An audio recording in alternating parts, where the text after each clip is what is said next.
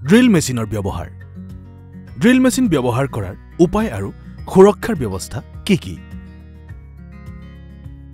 শিলৰ কামত আমাক বহু ঠাইত ড্ৰিলিঙৰ প্ৰয়োজন এইটো এটা ড্ৰিল মেচিন ইয়াক চক বুলি কোৱা হয় আৰু ইয়াক ড্ৰিল বিট যদি আপুনি ড্ৰিলিঙৰ লগতে হাতুৰিৰে চলাব লাগে তেন্তে আপুনি এই বুটামটো হিটো ফালে স্থানান্তৰ কৰিব লাগিব আৰু যদি আপুনি কেৱল ড্ৰিলিং কৰিব লাগে তেন্তে আপুনি ইয়াক এই ফালে স্থানান্তৰ কৰিব লাগিব এইটো এটা সুইচ ইয়াক টিপি আমি ড্ৰিল কৰো আৰু যদি আমি অবিৰতভাৱে ড্ৰিল কৰিবলগীয়া হয় তেন্তে আমি ইয়াৰ লগতে এই দ্বিতীয়টো বুটামটো টিপিব লাগিব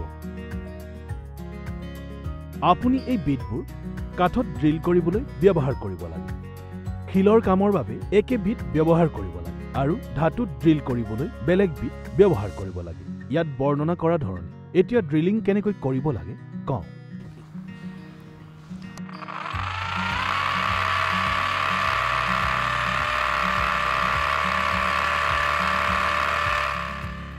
ড্ৰিল মেচিন হৈছে এটা ইলেক্ট্ৰনিক যন্ত্ৰ যিটো ফুটা কৰিবলৈ ব্যৱহাৰ কৰা হয় ড্ৰিল মেচিন হৈছে এটা ইলেক্ট্ৰনিক যন্ত্ৰ যিটো ফুটা কৰিবলৈ ব্যৱহাৰ কৰা হয় ইয়াক বিভিন্ন কামত ব্যৱহাৰ কৰা হয় যেনে বেৰ খনন কাঠ ফুটা কৰা বা আন যিকোনো বস্তু ফুটা কৰা যদি আপোনাৰ ড্ৰিল মেচিন কৰ্ডলেছ বেটাৰী চাৰ্জ বা সলনি কৰক যদি কৰ্ডযুক্ত সঠিক শক্তি সংযোগ কৰক আৰু সকেট পৰীক্ষা কৰক ফুটাটো বনোৱাৰ বাবে সঠিক আকাৰ আৰু ড্ৰিল বিটৰ ধৰণ নিৰ্বাচন কৰক চুকা আৰু পৰিষ্কাৰ হোৱাটো নিশ্চিত কৰক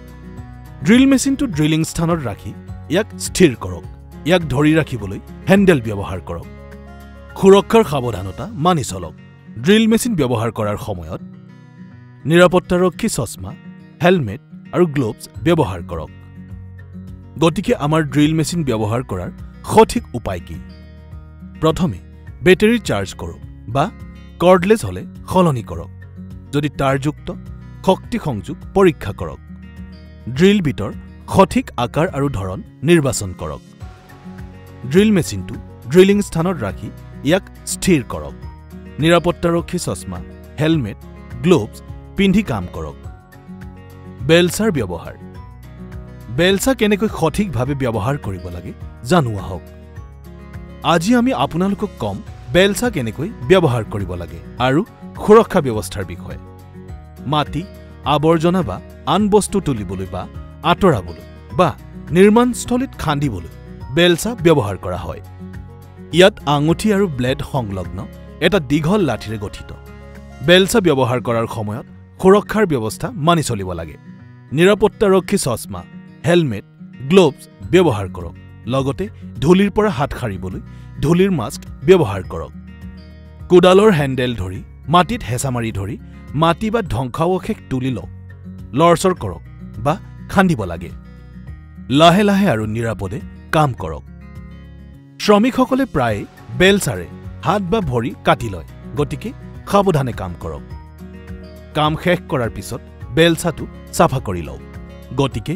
আমাৰ বেলচা ব্যৱহাৰৰ সঠিক উপায় কি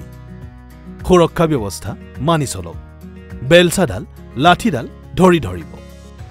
সাৱধানে কাম কৰক যাতে হাত বা ভৰিত কোনো ধৰণৰ কাটিব নোৱাৰে কাম শেষ কৰাৰ পিছত বেলচাটো চাফা কৰি লওক টাইল ৰখা প্ৰক্ৰিয়া টাইল ভাঙি পেলোৱা প্ৰক্ৰিয়া টাইলছ কেনেকৈ সঠিক আৰু নিৰাপদে কাটিব লাগে শিকি লওঁ আহক সাধাৰণতে শ্ৰমিকজনে টাইলছৰ ওপৰত পাল্লাৰ সহায়ত এটা সৰল ৰেখা আঁকে ইয়াক কাটিবলৈ তাৰ পিছত হীৰা কাটাৰে সেই ৰেখাডালত গভীৰ চিন এটা বনোৱা হয় শেষত টাইলছ কাটিবলৈ তাৰ তলত হীৰা কাটাৰ এটা ৰাখি ওপৰৰ পৰা টাইলছটো টিপি দিয়া হয় এনে টাইলছৰ অপচয় হৈছে হাতৰ চাপেৰে টাইলছ ভাঙি পেলোৱাটো ভুল ইয়াৰ ফলত শ্ৰমিকৰ আঘাত হ'ব পাৰে আৰু সামগ্ৰী অপচয় হ'ব পাৰে টাইলছ সঠিকভাৱে কাটিবলৈ প্ৰথমে টাইলছ দুটা ইটাৰ ওপৰত ৰাখক তাৰ পিছত স্কেলৰ সহায়ত কাটি লোৱা ঠাইত এটা চিন ৰাখিব এতিয়া টাইলছ কাটিব পৰা মেচিনেৰে চিহ্ন অনুসৰি টাইলছ কাটি লওক টাইল কাটিং মেচিন ব্যৱহাৰ কৰিলে সহজে টাইলছ কাটিব পৰা যায় আৰু সামগ্ৰীসমূহ সুৰক্ষিত হৈ থাকে গতিকে টাইলছ কাটিবলৈ আমাৰ সঠিক পদ্ধতি কি প্ৰথমে টাইলছ দুটা ইটাৰ ওপৰত ৰাখক তাৰ পিছত কাটি লোৱা ঠাইত স্কেলেৰে এটা চিন বনাওক শেষত টাইলছ কাটিং মেচিনেৰে টাইলছ কাটি লওক টাইলছ কাটিব পৰা মেচিনটো সাৱধানে ব্যৱহাৰ কৰক টাইল কাটিং মেচিনত চুকা ব্লেড থাকে যিটো বিপদজনক হ'ব পাৰে টাইলছ কাটিব পৰা মেচিনটো বৈদ্যুতিক সুইচ বৰ্ডৰ পৰা বেছি দূৰত থাকিব নালাগে সেফটি গ্লোভছ পিন্ধাৰ পিছত টাইল কাটিং মেচিন ব্যৱহাৰ কৰিব লাগে কিছুমান প্ৰশ্নৰ উত্তৰ দি আমাৰ প্ৰশিক্ষণ চাবলৈ আহক ড্ৰিল মেচিনটো কি কামত ব্যৱহাৰ কৰা হয় এ ফুটা কৰিবলৈ বি খাদ্য ৰান্ধিবলৈ সি নতুন কাপোৰ সিলাই কৰিবলৈ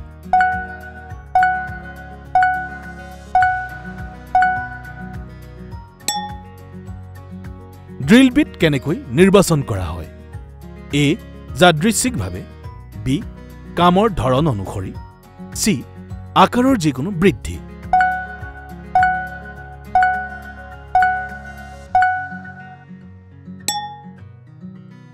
বেলচা কিহৰ বাবে ব্যৱহাৰ কৰা হয় এ পানী নিষ্কাশন কৰিবলৈ বি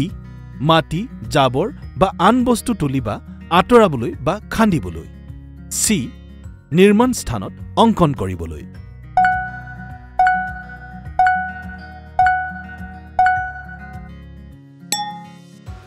কাটিবলৈ টাইলছখন ওখ প্লেটফৰ্মত ৰখাৰ প্ৰয়োজন আছেনে উত্তৰ ক হয় খ নহয়